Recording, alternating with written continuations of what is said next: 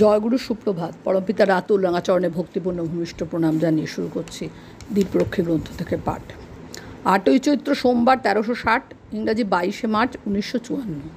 শ্রী ঠাকুর প্রাতকৃত্যাদি সেরে এসে বসেছেন নতুন ঘরের পূবের বারান্দায়। শরীরটা একটু খারাপ বোধ হওয়ায় ডান কাত হয়ে আধশোয়া অবস্থায় আছেন। সরোজিনীমা তাঁর পায়ে আস্তে আস্তে হাত বুলিয়ে দিচ্ছেন। কাল রাতে হরিনন্দনদার বাড়ির মাকে কাঁকড়া বিছার কামড়ায়। প্যারিদাকে ওরা ডেকে নিয়ে যান। প্যারিদা যে কোনো ওষুধ না দিয়ে ওই মায়ের মাথায় শুধু জল ঢালতে বলেন।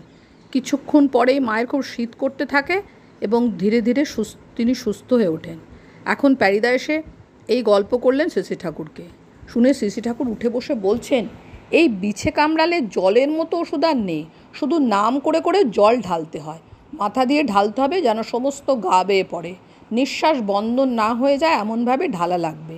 কেউ কেউ আবার কয় যে ওষুধ দিয়ে ফেললে নাকি ফল হয় না, কারণ জলে বিষটা সরিয়ে ফেলতে পারে, কিন্তু ওষুধ দিয়ে ফেললে তার উপর নাকি ক্রিয়া করতে পারে না। একটু থেমে, ওই যে লক্ষিন্দরের কথা আছে, তাও আমার মনে হয় ওই রকমই কিছু একটা হবে। জলে থাকতে থাকতেই এফেক্ট হলো। জল এমন করে ঢালতে হবে যে একেবারে থরথর করে কাঁপতে থাকবে। এই যে ওঝারা ওই রকম করে জল ঢালে আর একেবারে যা তা উচ্চারণ করতে থাকে, সে একেবারে অশ্রাব্য কথা। সমস্ত কথাই কিন্তু সেক্সুয়াল ইম্পিটাসওয়ালা, সব ফেলদি ওয়ার্ডস। ওর মধ্যে ওই জল ঢালাটাই আসল। আর ওই সব কথা কয় তার কারণ মনে হয় একটা সাইকোলজিক্যাল এফেক্ট সৃষ্টি করার জন্য।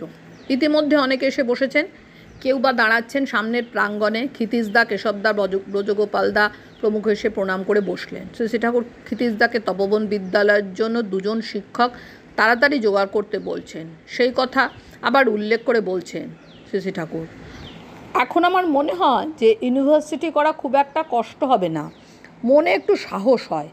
আমার যে প্ল্যান আছে, 10 কোটি ইঁট যদি কাটিয়ে ফেলতে পারি, তাহলে এই আপনারা বুড়ো ধুড়ো সকলে মিলে লেগে গেলেও ইউনিভার্সিটি গড়া খুব কষ্টকর হবে না। ক্ষিতীশদাকে, তোমাদের তপবনের অবস্থা দেখে মনে হয় এখন বিএসসি ক্লাসও এখানে খোলা খুব অসম্ভব না। আর সবসময় লক্ষ্য রাখবা কত কম খরচে চালাতে পারো। ছোটোবেলা থেকেই আমার মনে আর একটা ইচ্ছে ছিল, বেশ বড় রকমের হাসপাতাল করব। তাতে কয়েকশো বেড থাকবে। একটা ডিপার্টমেন্ট থাকবে শুধু হাসপাতালের, আর একটা থাকবে রিলিফের জন্য। তারপর 1000-1200 বিঘে জমি নিয়ে একটা ফার্মাসিউটিক্যাল ওয়ার্কস খুলে ফেলানো।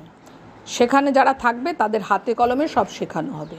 তারপর কথা বলতে বলতে বেলা 9টা বেজে যায়। শ্রী ঠাকুর আস্তে আস্তে বড়ালের বারান্দায় এসে বসেছেন।